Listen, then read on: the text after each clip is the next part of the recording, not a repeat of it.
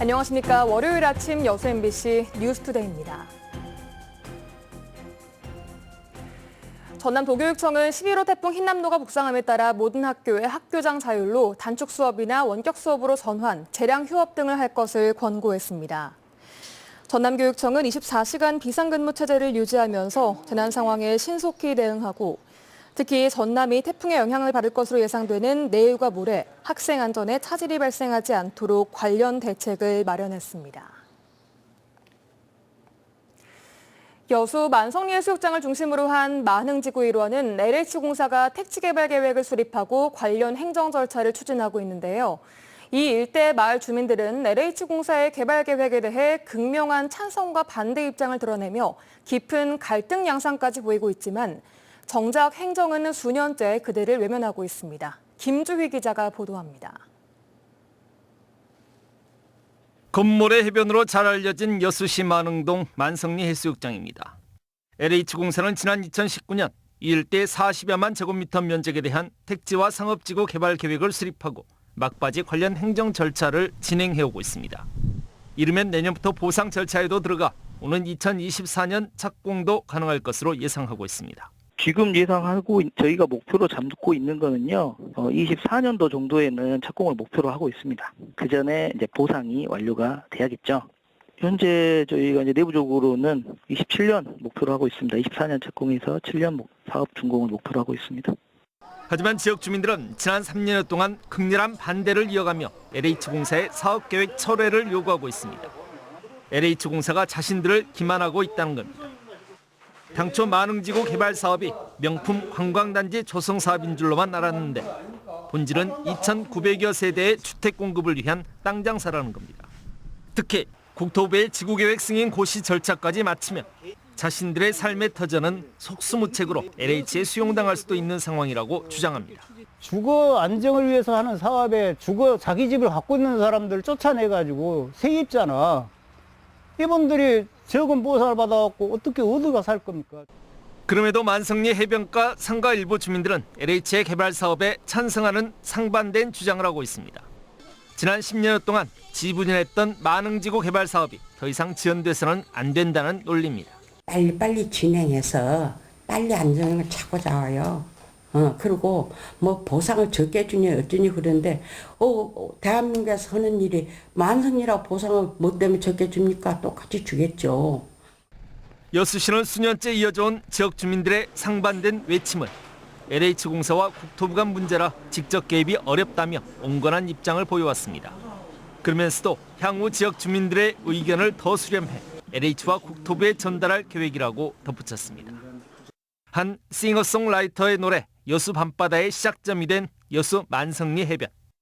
이 만성리 해변 일원의 개발 방식을 두고 수년째 이어지고 있는 지역 주민들의 상반된 외침에 지역사회가 더 늦기 전에 함께 고민하고 응답해야 할 시점입니다.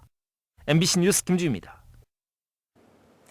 유통 빅3 업체들이 복합 쇼핑몰 유치를 놓고 이른바 광주 대첩이라고 부를 만큼 치열한 경쟁을 벌이고 있습니다. 광주시가 준비 중인 국가 지원형 복합 쇼핑몰의 밑그림이 이번 주 중에 발표될 예정인데요. 광주시의 발표에 따라 사업 추진 방향이 달라질 수 있는 만큼 업체들이 촉각을 곤두세우고 있습니다. 보도에 김영창 기자입니다.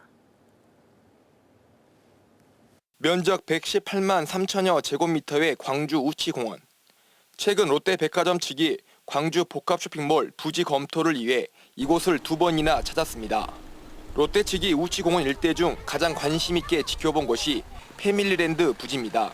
기존에 있던 동물원은 그대로 두고 노후화된 패밀리랜드 놀이공원을 철거해 쇼핑몰과 롯데월드를 건립하는 방안에 대해 논의한 것으로 알려졌습니다.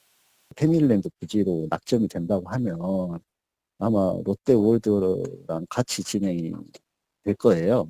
근데 이제 그거는 이제 확정된 게 아니기 때문에. 현대와 신세계에 이어 롯데도 복합 쇼핑몰 유치를 위해 본격적인 움직임을 보이고 있는 가운데 광주시는 추석 전쯤 광주 복합 쇼핑몰 유형에 대해 구체적인 가이드라인을 발표할 계획입니다. 우선 문화시설과 지역 경제 활성화에 초점에 맞춰 시민들의 쇼핑과 함께 다채롭게 즐길 수 있는 공간으로 만들어야 한다는데 방점을 찍었습니다.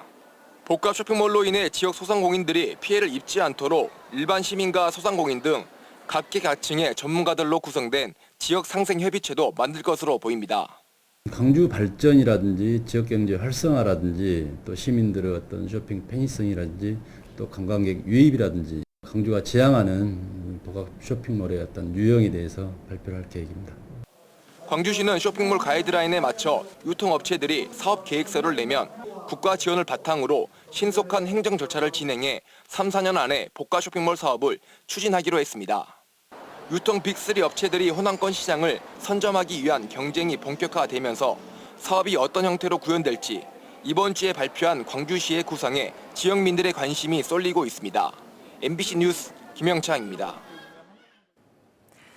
100가지 향과 맛이 난다는 백향과 노화 방지와 면역력 향상, 변비 예방의 효능이 알려지면서 입소문을 타고 있는데요. 특히 요즘 같은 고물가, 고유가 시대 난방비와 노동비 때문에 걱정이 많은 농촌에선 틈새 소득 작물로 각광을 받고 있습니다. 한신구 기자의 보도입니다. 담양 봉산의 한 비닐하우스 단지입니다. 어린아이 주먹만한 자주색 열매가 탐스럽게 매달려 있습니다. 아열대 작물인 패션 후르츠, 100가지 향과 맛이 난다고 해서 백향과로 불립니다. 광역 지자체 고위직으로 퇴직한 귀농 5년차 60대 농부는 다른 과수에 비해서 일손도 적게 들고 병해충에도 강한 이 작물로 제2의 인생의 승부를 걸었습니다.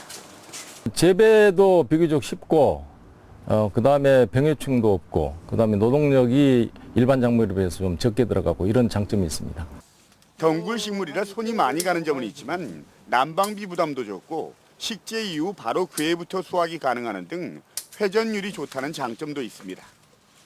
특유의 새콤달콤한 맛으로 그냥 먹어도 좋지만 물이나 요거트 등에 타서 간단히 먹을 수 있어서 요즘 젊은 층과 여성층을 중심으로 입소문을 타고 있습니다.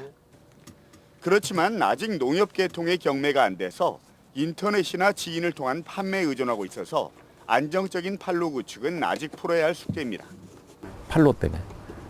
판로를 자기가 개척해야 되는데 농사짓기도 바쁜 농민들 입장에서는 판로까지 걱정한다는 건 대단히 어려운 일이에요, 사실은. 고물가 고유가에 노동력도 부족한 농촌에서 최근 각광받는 틈새 작물을 통해서 60대 농부의 인생 이모작 꿈이 연결고 있습니다. MBC 뉴스 한신구입니다. 서해안고속도로 목포요금소 인근 비탈면이 지난 7월 무너지면서 현재 보강공사가 진행되고 있습니다. 그런데 일부 도로가 통제되고 있다 보니 교통 정체는 물론 사고도 잇따르고 있는데요. 귀성 차량이 몰리는 추석 연휴 기간 더 걱정입니다. 양정은 기자가 취재했습니다. 지난 7월 중순 서해안고속도로 목포요금소 인근 비탈면이 무너졌습니다. 이후 한국도로공사는 보강공사에 나섰고 공사로 인해 지금까지 2개 차로 가운데 1개 차로만 통행이 가능합니다. 그러다 보니 교통정체는 심각한 상황. 크고 작은 추돌 사고도 잇따르고 있습니다. 갑자기 그냥 공사를 하니까 미리 주의를 해야 되는데 모르고 와가지고 위험한 상황이 많이 있다는. 비탈면 붕괴 이후 해당 구간에서 발생한 교통사고는 24건. 지난해 같은 기간과 비교해 12배가 급증했습니다. 심지어 지난달 28일에는 하루 동안 4건의 교통사고가 발생하기도 했습니다. 8월 초 한국도로공사와 경찰이 과속단속 부스를 설치하고 서행 추돌주의 표지판과 합류주의 표지판을 설치했지만 여전히 사고는 잇따르고 있습니다. 교통 캠페인하고 홍보를 통해서 적극적으로 내부적으로는 검토하고 있는데요. 확정된 게 없어서. 오는 8일부터 시작되는 추석 연휴는 더 걱정입니다. 귀성 차량이 몰리면서 교통정체는 물론 교통사고 위험이 높아지기 때문입니다. 하지만 서해안고속도로 하행선 목포 지점 5.2km 구간 공사는 올해 말은 되어야 끝날 예정입니다. 추석 연휴 귀성객이 증가하는 만큼 추가 대책이 시급해 보입니다. MBC 뉴스 양정은입니다.